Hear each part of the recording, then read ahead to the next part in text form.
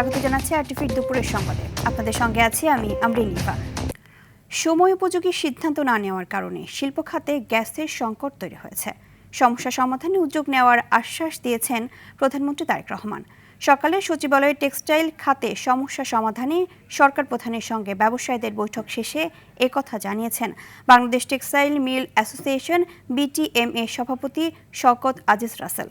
বলেন, টেক্সটাইল খাতের সমস্যা সমাধানে সরকারের আন্তরিকতায় উদ্যোক্তারা উৎসাহিত বোধ করছেন।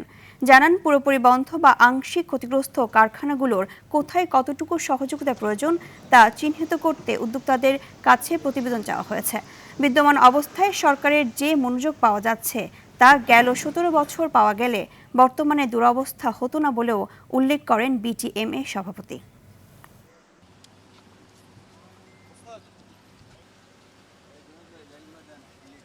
গ্যাসের যে সংকটটা আছে এটা তো নতুন সংকট না, এটা অনেক পূর্বের। আপনার সময় উপযোগী সিদ্ধান্তগুলো নেওয়া হয়নি বলেই আজকে এই সংকটটা। তো উনি দুটো অফিসারিও স্থাপন করবেন বলে বলেছেন এবং এটা নিয়ে বহির্বিশ্বে ওনাদের আলোচনাও চলছে। তীব্র গ্যাস সংকটে ভুগছে দেশ। শিল্প কারখানায় উৎপাদন নেমেছে অর্ধেকে। ছুটি ঘোষণা করতে বাধ্য হয়েছে গ্রিন প্ল্যাটিনাম সার্টিফাইড কারখানা, ডিজাইনার, ফ্যাশন সহ বহু প্রতিষ্ঠান। দ্রুত গ্যাস না পেলে অন্তত $13 বিলিয়ন ক্ষতির শঙ্কায় ব্যবসায়ীরা। যদিও শীঘ্রই পরিস্থিতি স্বাভাবিক হবে বলছেন সংশ্লিষ্টরা। তবে LNG টার্মিনাল বেসরকারি মালিকানায় পরিচালিত হওয়ায় দেশের জ্বালানি নিরাপত্তা নিয়ে শঙ্কিত ভুক্তভোগীরা। সদর রাজীবের রিপোর্টে দেখুন বিস্তারিত। এটি আন্তর্জাতিক সনদপ্রাপ্ত ডিজাইনার ফ্যাশন লিমিটেডের একটি সুইং অপারেটিং ফ্লোরের দৃশ্য। গ্যাস সংকটে উৎপাদন ব্যাহত হওয়ায় সোমবার থেকে কর্মীদের ছুটি দিতে বাধ্য হয়েছে প্রতিষ্ঠানটি। কাজ বন্ধ হওয়ায় কোম্পানিটির প্রতিদিন লোকসান অন্তত 4 কোটি টাকা। এতে চরম ঝুঁকিতে পড়েছে প্রায় 8,000 শ্রমিকের কর্মসংস্থান। ফ্লোরটা দেখতে পাচ্ছেন, এখানে 2,000 মানুষ কাজ করে, নিচে আরও 2টা ফ্লোর আছে, সেখানে আরও 2,000-6,000 লোক কাজ করে, আর সব অলটুগেদার এখানে মোটামুটি আমাদের 7,500 মতো লোক কাজ করে। তো এতে করে তো আমরা একদম নিঃস্ব হয়ে যাচ্ছি। গ্যাসের জন্য আমাদের কোম্পানি বন্ধ হয়ে গেছে অর্ধেক বেলা কাজ হওয়ার পরে। কালকেও খুলবে কি জানি না। এরকম থাকলে কেমন করে আমাদের পরিবার চলবে, কেমন করে আমরা চলবো? উৎপাদন সচল রাখতে যে কোনো মূল্যে গ্যাসের দাবি জানিয়েছে রপ্তানিমুখী দেশের শীর্ষে এই প্রতিষ্ঠানটি। ম্যানুফ্যাকচারিং তথা আরএমজি সেক্টর, এটা হেভি পাওয়ার লাগে, যেহেতু হিউজ ম্যান পাওয়ার থাকে। আমরা তিতাস গ্যাসের সাপ্লাই গ্যাস দিয়ে ফ্যাক্টরি চালাতাম, সেটার সাপ্লাই এখন 0। সো যেহেতু সাপ্লাই গ্যাস 0 আছে, আইদার আমাদেরকে তিতাস কর্তৃপক্ষ গ্যাস দিতে হবে, নতুবা আমাদেরকে সিএনজির মাধ্যমে সিএনজি গ্যাস দেওয়ার জন্য পারমিশন দেওয়া লাগবে, সেটার ব্যবস্থা করে দিতে হবে। তীব্র গ্যাস সংকটে ভুগছে অন্যান্য শিল্প কারখানাও। কোথাও উৎপাদন নেমেছে অর্ধেকে, আবার কোথাও বন্ধ করে দেওয়া হয়েছে। এতে চিন্তার ভাঁজ ছোট কোম্পানিগুলোতেও। 15-20 দিন এরকম থাকে তাহলে তো আমাদের উৎপাদন একবারে 0 হয়ে যাবে। তখন তো আমাদের কোনো কিছু করা সম্ভব হবে না। আমাদের ব্যাংক লোন থাকে, ব্যাংক লোনগুলো দিতে হয়। এগুলো তো প্রত্যেক ব্যাংক লোন তো আমাদের মানবে না যে গ্যাস আছে কি নাই। উৎপাদন না হলে তো আমরা ব্যাংক লোনগুলো দিতে পারবো না। তখন আমরা বিরাট ক্ষতির সম্মুখীন হয়ে যাবো। গ্যাস সংকটে অর্থনৈতিক ধস নামার শঙ্কায় ব্যবসায়ী সংগঠনগুলো। এর পেছনে সরকারের দুর্বল ব্যবস্থাপনাকে দায়ী করছেন তারা। আমাদের যদি মাসে মিনিমাম $3 বিলিয়ন রপ্তানি হয়, তো $3 বিলিয়ন রপ্তানির জায়গায় যদি 20 দিন যদি আমার উৎপাদন বন্ধ থাকে, তাহলে 2/3 আমার উৎপাদন ব্যাহত হবে। মিনিমাম 50%, অর্থাৎ $1.5 বিলিয়ন মতো উৎপাদন আমাদের ব্যাহত হবে এই 20 দিনে। একটা মহা সংকটের দিকে আমরা যাচ্ছি। বিতরণ প্রতিষ্ঠান তিতাসের দাবি, চাহিদার তুলনায় অনেক কম গ্যাস পাওয়ায় এই সংকটের তৈরি হয়েছে। তবে কবে নাগাদ পরিস্থিতি স্বাভাবিক হতে পারে তা জানে না জাতীয় সঞ্চালন প্রতিষ্ঠান GTCL। এ বিষয়ে ক্যামেরায় কথা না বললেও LNG আমদানিকারক RPGCL জানিয়েছে, টার্মিনালের ত্রুটির কারণে জাতীয় গ্রিডে গ্যাস সরবরাহ ব্যাহত হচ্ছে। আর পেট্রোবাংলা বলছে, শিল্প কারখানা সহ জনজীবনে স্বস্তি ফেরাতে দ্রুত সময়ে গ্যাস সরবরাহ স্বাভাবিক করতে চেষ্টা চলছে। যান্ত্রিক ত্রুটি সহ অগ্নিকাণ্ডের কারণ জানিয়ে 21 জুলাই থেকে বন্ধ রয়েছে এক্সিলারেট এনার্জির 600 মিলিয়ন ঘনফুট ক্ষমতার ভাসমান LNG টার্মিনাল। এতে তীব্র ভোগান্তিতে পড়েছে শিল্প কারখানা ও বাসাবাড়ি সহ CNG স্টেশনগুলো। সর্দার রাজীব, আর টিভি, ঢাকা। দেশের সবচেয়ে বড় রপ্তানিমুখী নিটওয়্যার শিল্পের প্রাণকেন্দ্র নারায়ণগঞ্জেও চলছে ভয়াবহ গ্যাস সংকট। এমনিতেই সারা বছর গ্যাসের কম চাপ নিয়ে ধুঁকতে থাকা এই অঞ্চলের গার্মেন্টস ও ডাইং শিল্পগুলো এখন পুরোপুরি স্থবিরতার মুখে। উৎপাদন ব্যাহত হওয়ায় শ্রমিকদের বেতন পরিশোধ এবং ব্যাংক ঋণ শোধ নিয়ে চরম উৎকণ্ঠায় দিন কাটাচ্ছেন শিল্প মালিকরা। নারায়ণগঞ্জ থেকে আনোয়ার হাসানের তথ্যচিত্রে জানাচ্ছেন লিওন আসাদ। দেশের অর্থনীতির চালিকা শক্তি নিটওয়্যার শিল্পের সিংহভাগ কারখানাই নারায়ণগঞ্জে অবস্থিত। এই পোশাক খাতকে টিকিয়ে রাখতে গুরুত্বপূর্ণ ভূমিকা পালন করছে স্থানীয় ডাইং শিল্পগুলো। কিন্তু বর্তমান তীব্র গ্যাস সংকটের কারণে এই দুই খাতই আজ মারাত্মক ঝুঁকির মুখে। একদিকে মালিকরা পুঁজি হারানোর আতঙ্কে দিন কাটাচ্ছেন, অন্যদিকে কর্মহীন হয়ে পড়ার আশঙ্কায় হাজারো শ্রমিক। মালিক যদি ফ্যাক্টরি না চালায় তাহলে বন্ধ হয়ে যায়, তা আমরা 4-500 লোক শ্রমিক এবং আমাদের ফ্যামিলি কোথায় যায় দাঁড়াবে? শিল্প মালিকদের মতে গ্যাসের চাপ না থাকলে বিকল্প হিসেবে ব্যয়বহুল ডিজেল চালিত জেনারেটর ব্যবহার করে উৎপাদন চালিয়ে যাওয়া অসম্ভব। মাঝপথে হঠাৎ গ্যাস সরবরাহ বন্ধ হয়ে গেলে উৎপাদিত কাপড়ের মান সম্পূর্ণ নষ্ট হয়ে যায়। মেশিনে যদি কালার চলে, ওই ক্ষেত্রে কালারের সময় যদি আমরা স্টিমটা না দিতে পারি, তখন ফ্যাক্টরির ফেব্রিক্সগুলি অনেক ক্ষতিগ্রস্ত হয়, যে কারণে আমরা অনেক ক্ষতিগ্রস্ত। তো সরকারের কাছে আমাদের আকুল আবেদন, অবশ্যই যেন আমাদের টেক্সটাইল খাতে এগুলো একটু দেখেন। বর্তমান এই ভয়াবহ সংকট কাটাতে চলতি মাসেই শ্রমিক কর্মচারীদের বেতন পরিশোধের জন্য সহজ শর্তে ঋণের জোর দাবি জানান এই ব্যবসায়ী নেতা। একটা গার্মেন্টস বন্ধ করার ঘোষণা দিল, নারায়ণগঞ্জে একটা গার্মেন্টস বন্ধ হয়েছে। এরকম আরও 4টা গার্মেন্টস তারা বাংলাদেশ ব্যাংকে একটা আবেদন করতে চাচ্ছে যে এই পরিস্থিতি তারা রান করতে পারছে না। এই মাসের বেতন দেওয়ার জন্য অগাস্ট মাসের প্রথম সপ্তাহে একটা সফট লোন যদি দেওয়ার ব্যবস্থা করে বাংলাদেশ ব্যাংক বা সব শিডিউল ব্যাংকগুলির মাধ্যমে, এটা বিশাল উপকার হবে রপ্তানিকারকদের জন্য। গ্যাসের তীব্র হাহাকারে নিপতে বসেছে নারায়ণগঞ্জের অর্থনীতির মূল প্রদীপ। রপ্তানিমুখী এই সম্ভাবনাময় শিল্পকে বাঁচাতে এখনই প্রয়োজন সুনির্দিষ্ট নীতিগত সহায়তা ও নিরবচ্ছিন্ন গ্যাস সরবরাহ, অন্যথায় থমকে যেতে পারে দেশের অর্থনীতির চাকা। লিওন আজাদ, RTV। এদিকে বাসা বাড়ি থেকে শুরু করে ফিলিং স্টেশন সবখানেই গ্যাসের সংকটে নাকাল রাজধানীবাসী। ঘন্টার পর ঘন্টা লাইনে অপেক্ষা করেও কাঙ্ক্ষিত গ্যাস পাচ্ছেন না চালকরা। এমন পরিস্থিতিতে আয় ব্যাহত হওয়ায় ক্ষোভ প্রকাশ করেন তারা। এলএনজি টার্মিনালের কারিগরি ত্রুটি আগামী সপ্তাহের মধ্যে সমাধান হবে বলে জানিয়েছে সরকার।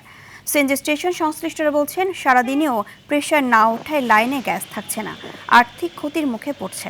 দ্রুতই গ্যাস সমস্যার সমাধান চান ব্যবহারকারীরা।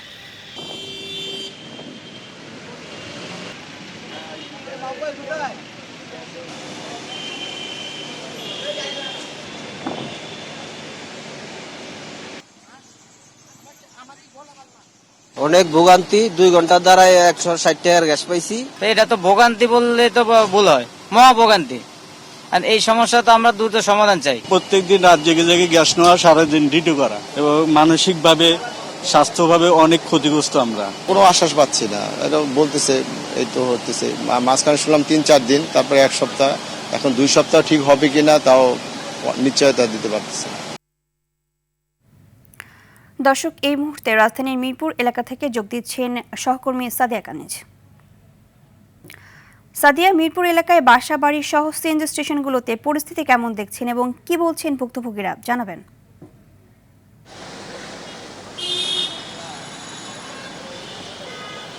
ইভা, আমি এখন যে স্টেশনে রয়েছি, সিএনজি স্টেশনে, সেখানে কিন্তু দুপুর 1টা থেকে বন্ধ করে দেয়া হয়েছে গ্যাস সরবরাহ, কারণ গ্যাসের চাপ না থাকায় তারা গ্যাস সরবরাহ করতে পারছেন না।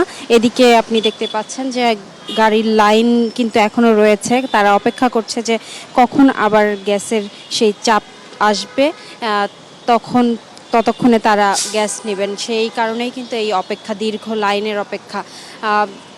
1টা পর্যন্ত তারা তাও কিছুটা গ্যাস পেয়েছে, কিন্তু এখন আর পাচ্ছে না। আর সকাল থেকেই আমরা দেখেছি, সকাল থেকে 4-5 ঘন্টা করে অপেক্ষা করে অনেকেই গ্যাস নিচ্ছেন। তারপরও কিন্তু কাঙ্ক্ষিত যে তাদের যে পরিমাণ গ্যাস তাদের দরকার, সে পরিমাণ গ্যাসও তারা পাননি, এমন অভিযোগ করছেন। এদিকে কিন্তু আপনি জানেন যে এলএনজি টার্মিনালের যান্ত্রিক ত্রুটির কারণে আসলে এই সমস্যার সম্মুখীন হতে হয়েছে পুরো দেশকেই। তো সেই জায়গা থেকে সরকারের বিভিন্ন আশ্বাসেও কিন্তু চালক যারা আছেন, যারা এই স্টেশনগুলোর দায়িত্বে আছেন তারা কিন্তু সন্তুষ্ট হতে পারছেন না, কারণ বেশ কয়েকদিন ধরে এই সমস্যার সম্মুখীন হতে হচ্ছে তাদেরকে। সেই কারণে কিন্তু কর্মঘণ্টা যেমন নষ্ট হচ্ছে, তেমন তাদের আর্থিক ক্ষতির সম্মুখীন হতে হচ্ছে, এমন অভিযোগ তারা করছেন। তো তারা দ্রুত এই সমস্যাগুলোর সমাধান চান, আমাদের কাছে এমনটি জানাচ্ছেন। আর বাসাবাড়ির কথা যদি বলতে যাই, সেখানেও কিন্তু একই অবস্থা। যারা গৃহিণী আছেন তারা ঠিক সময় রান্না করতে পারছেন না, রান্না উঠায় দিলে অনেক সময় দেখা যাচ্ছে অর্ধেক মাঝপথে এসে গ্যাস শেষ হয়ে যাচ্ছে, সেক্ষেত্রে তাদের রান্না নষ্ট হয়ে যাচ্ছে। ঠিক সময় মতো পরিবারের মানুষজনদেরকে খাবার সরবরাহ করতে পারছেন না। তো এই ধরনের সমস্যাগুলো কিন্তু রাজধানীর বেশিরভাগ এলাকায় আমরা দেখতে পাচ্ছি। যারা এই সমস্যা কিছুটা সমাধান যারা করতে পারছে, তারা বেশি বাড়তি খরচ করে কেউ আসলে গ্যাসের বোতল কিনছে, অথবা দেখা যাচ্ছে রাইস কুকারে রান্না করতে হচ্ছে। এই ধরনের বিকল্প ব্যবস্থাগুলো নিয়েই তারা জীবন অতিবাহিত করছে। তো মানুষ সবাই চাচ্ছে যে আসলে সরকার এই সমস্যার দ্রুত সমাধান করুক, যদিও সরকার আশ্বাস দিচ্ছেন, মানুষ এটিই চাচ্ছেন আসলে। তো ইভা, মিরপুর থেকে এই ছিল গ্যাস সংকট নিয়ে আমার কাছে সর্বশেষ। ধন্যবাদ আপনাকে। নির্দিষ্ট কোনো মামলা না থাকলে কোনো ব্যক্তিকে শোন অ্যারেস্ট, গ্রেপ্তার কিংবা অন্য কোনোভাবে হয়রানি করা যাবে না, হাইকোর্টের এই আদেশ স্থগিত করেছে আপিল বিভাগ। একই সঙ্গে এই সংক্রান্ত হাইকোর্টের রুল 4 সপ্তাহের মধ্যে নিষ্পত্তির নির্দেশ দিয়েছে আদালত। সকালে প্রধান বিচারপতি জুবায়ের রহমান চৌধুরী নেতৃত্বাধীন আপিল বিভাগ এই আদেশ দেন। আদালতের রাষ্ট্রপক্ষে শুনানি করেন attorney general barrister Mohammad Ruhul Quddus Kajal. আবেদনের পক্ষে শুনানি করেন জ্যেষ্ঠ আইনজীবী ব্যারিস্টার সারা হোসেন। এর আগে কোনো ব্যক্তির বিরুদ্ধে মামলা না থাকলে তাকে শোন অ্যারেস্ট, গ্রেপ্তার কিংবা অন্য কোনোভাবে হয়রানি করা যাবে না বলে রায় দেয় হাইকোর্ট। কয়েকজন ব্যক্তির ক্ষেত্রে এই রায় দেওয়া হয়। পরে এই রায়ের বিরুদ্ধে আপিল বিভাগে আবেদন করে রাষ্ট্রপক্ষ।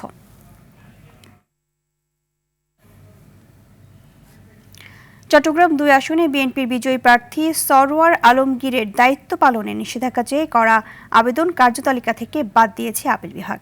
এর ফলে এমপি হিসেবে তার দায়িত্ব পালনে বাধা নেই বলে জানিয়েছেন attorney general barrister Ruhul Quddus কাজল।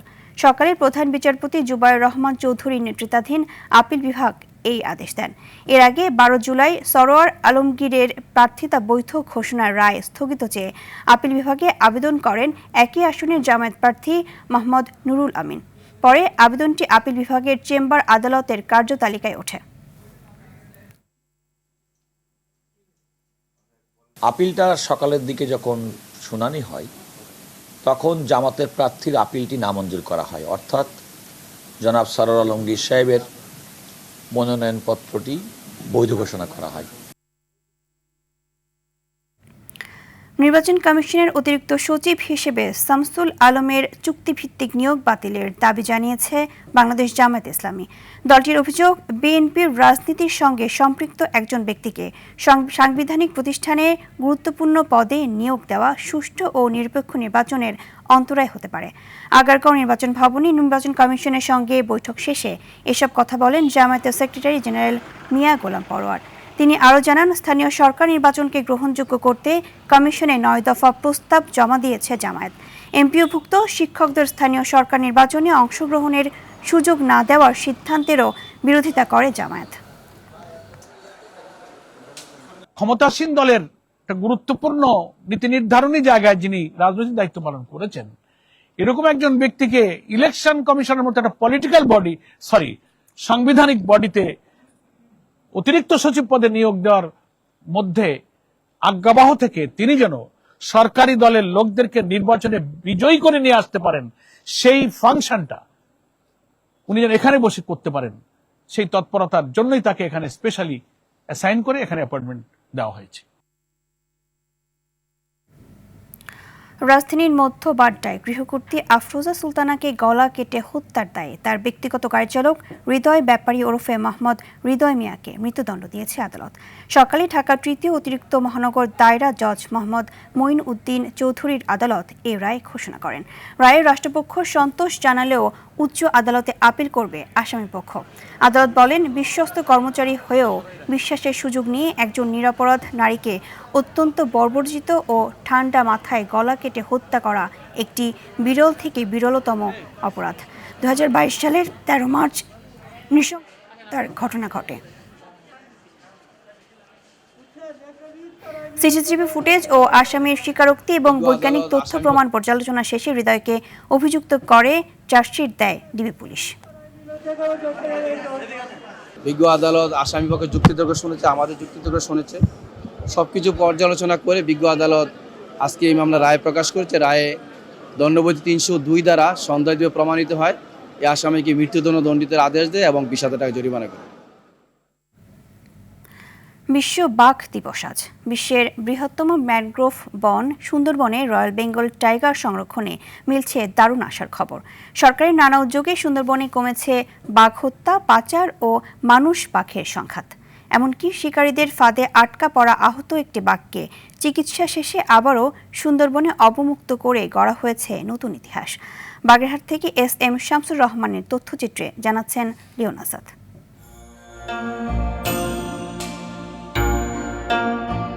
বিশ্বের বৃহত্তম ম্যানগ্রোভ বন সুন্দরবনের প্রাণ রয়্যাল বেঙ্গল টাইগার। এই বিপন্ন প্রাণীকে রক্ষায় গত কয়েক বছরে নেওয়া হয়েছে একের পর এক কার্যকর উদ্যোগ। স্মার্ট পেট্রোলিং, ক্যামেরা ট্র্যাপের মাধ্যমে নজরদারি, চোরা শিকার প্রতিরোধ, বনজীবীদের সচেতনতা বৃদ্ধি এবং দ্রুত উদ্ধার কার্যক্রমে বদলে যেতে শুরু করেছে সংরক্ষণের চিত্র।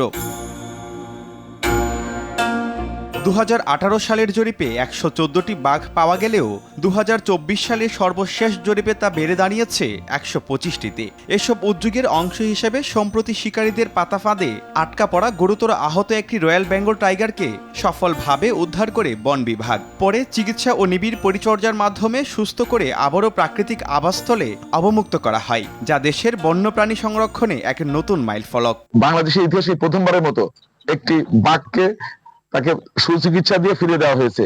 এখানে আমাদের অনেক ধরনের বলেছিল অনেকে যে এটাকে আমরা অন্যদিকে নিতে পারি, হয়তো চিড়িয়াখানা বা তখন আমাদের কাছে মনে হচ্ছে যে না, এখানে বাঘটাকে আমরা এখানে রাখি, সে কিন্তু আমাদের একজন প্রহরীর মতো কাজ করবে। বন কর্মকর্তারা বলছেন আধুনিক প্রযুক্তির ব্যবহার, নিয়মিত টহল এবং কঠোর নজরদারির ফলে সুন্দরবনের নিরাপত্তা আগের চেয়ে অনেক বেশি শক্তিশালী হয়েছে। জঙ্গলে প্রচুর পরিমাণ আমরা পায়ে হেঁটে টহল করছি, আমাদের স্টাফরা করছে এবং অনেক পরিশ্রম করে এই ফাঁদগুলো উদ্ধার করছে। প্রচুর ফাঁদ পাওয়া যেত, এখন পাওয়াই যাচ্ছে না বলতে গেলে। আমরা ভিলেজ টাইগার রেসপন্স টিম করেছি, VTRT, যেটা আপনারা সকলেই জানেন। তাদের কারণে কিন্তু বাঘ এবং মানুষের দ্বন্দ্ব অনেকাংশে হ্রাস পেয়েছে। বিগত কয়েক বছরে কোনো বাঘ সুন্দরবনের বাইরে থেকে এসে ভিতরে গ্রামে ঢুকে মারা গিয়েছে এরকম এক্সাম্পল কিন্তু নাই। সুন্দরবন শুধু বাংলাদেশের নয়, সমগ্র বিশ্বেই এক অমূল্য প্রাকৃতিক ঐতিহ্য। আর এই বন টিকিয়ে রাখতে রয়্যাল বেঙ্গল টাইগার সংরক্ষণে বিকল্প নেই বলছেন সচেতন মহল। লিওন আজাদ, RTV। স্বাস্থ্য খাতে বাড়তি বরাদ্দের মাধ্যমে জনগণের জন্য আরও সহজলভ্য ও মানসম্মত স্বাস্থ্যসেবা নিশ্চিত করতে চায় সরকার, জানিয়েছেন স্বাস্থ্য ও পরিবার কল্যাণমন্ত্রী সরদার মোহাম্মদ সাখাওয়াত হোসেন। রাজধানীর আন্তর্জাতিক মাতৃভাষা ইনস্টিটিউটে PPRC আয়োজিত গবেষণার ফলাফল অবহিতকরণ কর্মশালায় তিনি বলেন, উপজেলা থেকে মেডিকেল কলেজ, হাসপাতাল পর্যন্ত অবকাঠামো ও চিকিৎসা সেবা সম্প্রসারণে নেওয়া হয়েছে নানা উদ্যোগ। প্রতিটি উপজেলা হাসপাতাল পর্যায়ক্রমে 101 শয্যায় উন্নীত করা হবে। যুক্ত হবে ICU, ফিজিওথেরাপি ও ডায়ালাইসিস সুবিধা। একই সঙ্গে বিগত সরকারের সময় স্বাস্থ্য খাতে অনিয়ম ও পরিকল্পনাহীন কেনাকাটার অভিযোগও করেন তিনি। আপনারা জানেন, মানুষের দৌড় করে আমরা স্বাস্থ্য সেবা দেওয়ার জন্য আমাদের হবিগঞ্জে বিএনপি ও এনসিপি নেতাকর্মীদের মধ্যে পাল্টাপাল্টি কর্মসূচিকে কেন্দ্র করে পৌর এলাকার 144 ধারা জারি করেছে স্থানীয় প্রশাসন। জেলা ম্যাজিস্ট্রেট ডক্টর GM সরফরাজ এ আদেশ জারি করেন। আদেশে বলা হয়, জেলার পৌর এলাকায় এনসিপি বিক্ষোভ সমাবেশ ও পথসভা আহ্বান করেছে। অপরদিকে জেলার সদর উপজেলা পৌর বিএনপি এবং জেলা ছাত্রদল একই সময়ে ওই একই স্থানে পাল্টা প্রতিবাদ সমাবেশ ও অবস্থান কর্মসূচি ঘোষণা করেছে। কর্মসূচিকে কেন্দ্র করে উভয় পক্ষের মধ্যে উত্তেজনা বিরাজমান রয়েছে এবং যে কোনো সময় আইনশৃঙ্খলা পরিস্থিতির অবনতি ঘটতে পারে।